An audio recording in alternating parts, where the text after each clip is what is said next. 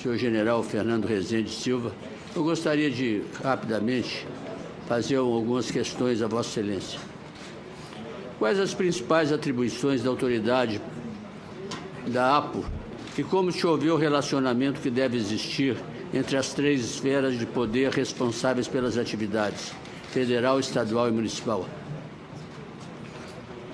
Quais serão as primeiras medidas que o senhor tomará ao assumir o cargo de presidente da APO? Em 12 de abril de 2012, o Tribunal de Contas da União exarou o Acórdão 795, pelo qual determinou, entre outros ordenamentos, que a APO adotasse medidas para agilizar a conclusão da matriz de responsabilidade, documento de fundamental importância para estipular as obrigações de cada um dos signatários com a organização e realização dos Jogos. Até o final do mês de agosto, senhor General, tanto a carteira de projetos olímpicos quanto a matriz de responsabilidade dos Jogos ainda não havia sido publicada. Como o senhor pretende tornar mais ágil a concretização destes documentos, vital para a conclusão de todos os trabalhos imprescindíveis aos Jogos Olímpicos? E, finalmente, qual o legado educacional que Vossa Excelência vislumbra após o fim das Olimpíadas? São esses os questionamentos, senhor presidente. Antes de passar a palavra para o general, eu queria constar aqui o plenário. Nós estamos hoje num dia atípico. Está havendo reunião de líderes partidários com a ministra Ideli, hoje aqui no Senado Federal. E eu queria consultar os senhores senadores se eu pedir autorização para abrir já esse processo de votação, porque tem senadores que vão passar aqui rapidamente e vão se dirigir a essa reunião. Então, da minha parte, Vossa Excelência, com a concordância dos senhores senadores, eu já deixo aqui aberto esse processo de votação e passo a palavra para o general Fernando Azevedo para responder às indagações do senador Francisco Dornelles. Senador Francisco Dornelles, a pergunta vai me permitir abordar vários assuntos muito importantes que talvez esclareça até outras possíveis perguntas. Em relação à primeira, senador, quais são as principais atribuições da Autoridade Pública Olímpica, que eu vou simplificar pela sigla APO, e quais são a relação entre as esferas, entre os entes principais, que são a União, o Estado, o município e a organização que é a Rio 2016. Se o senador Francisco Dornelles me permitir, eu vou ser obrigado a voltar à candidatura nossa. O Brasil foi candidato a sediar as Olimpíadas em 2016. O órgão encarregado da ligação com o COI, Comitê Olímpico Internacional, é o nosso COB. É lógico que ele teve o aval de quem de direito para apresentar uma candidatura desse nível. E com isso aí ele aceitou as exigências do COI, que são as obrigações, o caderno de obrigações. Nesse caderno de obrigações, junto dele, tem a responsabilidade de quem aceita o caderno. E esse foi aceito, que foi o caderno de encargos, Esse caderno de encargos, aceito pelo Comitê Organizador Brasileiro, ele consta, se não me falha a memória, eu acho que eu estou certo, 308 compromissos consubstanciados em 64 documentos assinados, desde a presidência, os ministros, enfim. Então, teve nesse processo as obrigações e teve a responsabilidade de quem lançou. Chegando à candidatura mais próxima, esse caderno de encargos foi transformado na primeira lei para garantir a candidatura antes da escolha do Brasil, já no final, que foi a Lei do Ato Olímpico, a Lei 12.035, de março de 2011, que, aprovada no Congresso, sancionada pela presidência, ela garante em todos os níveis a execução, o planejamento e a execução dos Jogos Olímpicos em 2016 no Brasil. Senador, nessa garantia, uma das primeiras era a aceitar o encargo de criar um ente que coordenasse as ações entre a União, o Estado e o município e fiscalizasse o que foi acordado no caderno de encargos. Esse ente criado foi a Autoridade Pública Olímpica, é um compromisso do Brasil com o COI, essa entidade. Bom, e qual seria a missão dela? Aí vem a segunda lei.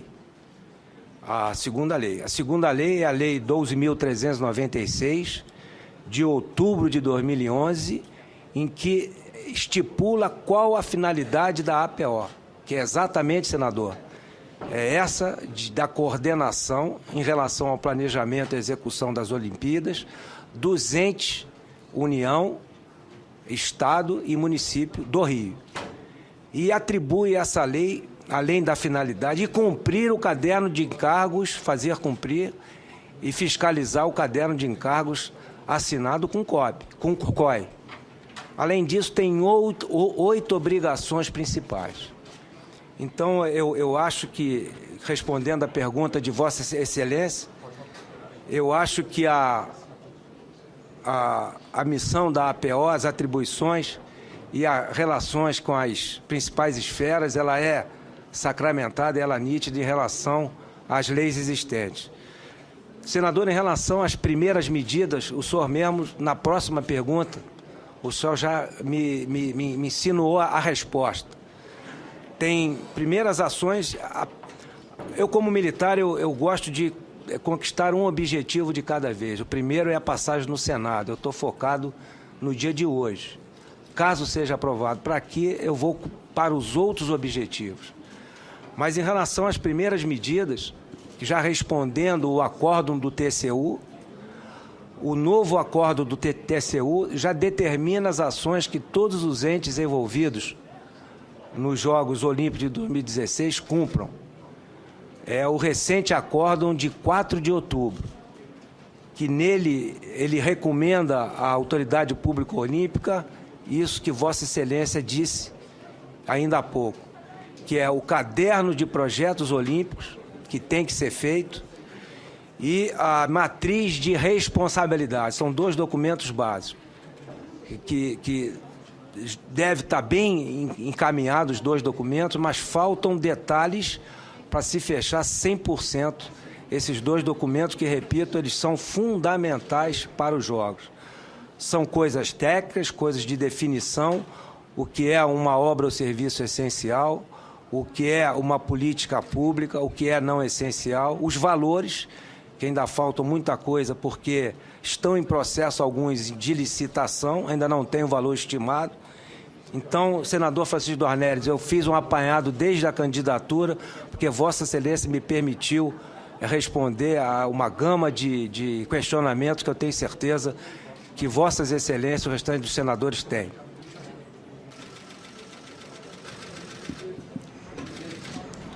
Uma questão, Senador Francisco qual o legado legado. educacional que Vossa Excelência vislumbra após os fins da Olimpíada? O legado é fundamental, inclusive está na missão da APO, o legado.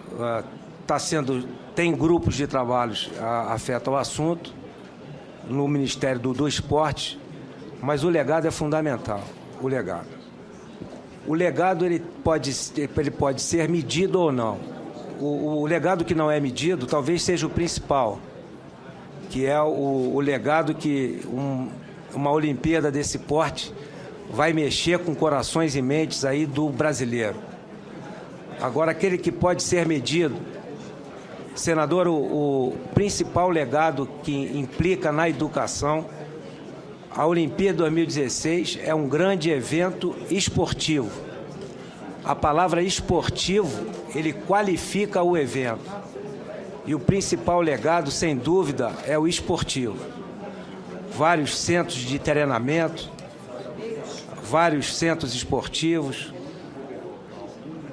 parques esportivos de alto rendimento. A meta da participação dos atletas nossas, ela é ambiciosa. Na Olimpíada, integrar os 10 primeiros lugares no quadro geral de medalhas.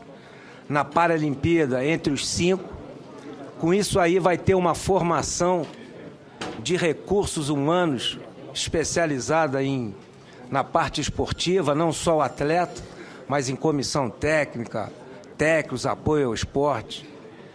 E eu acredito que esse evento, mexendo na parte esportiva do brasileiro, vai influenciar nas escolas, e eu creio, sinceramente, o meu caso também foi assim, que na vertente educação e saúde, o esporte é um vetor essencial. Vamos voltar àquela necessidade da prática esportiva que mexe muito nas escolas, que mexe muito com a área afetiva. Na formação do homem, o desenvolvimento de atributos da área afetiva é fundamental, de ser praticamente obrigado ao treinamento físico e ao esporte nas escolas. Eu acho que essa parte de educação, fora coisas pontuais, por exemplo, dar um exemplo a Vossa Excelência, no Complexo da Barra, a arena de handebol como legado será transformada em 6 escolas. Então, o vetor principal que vai induzir isso é o esporte, é a prática esportiva, e vai influir com certeza no Brasil inteiro na educação.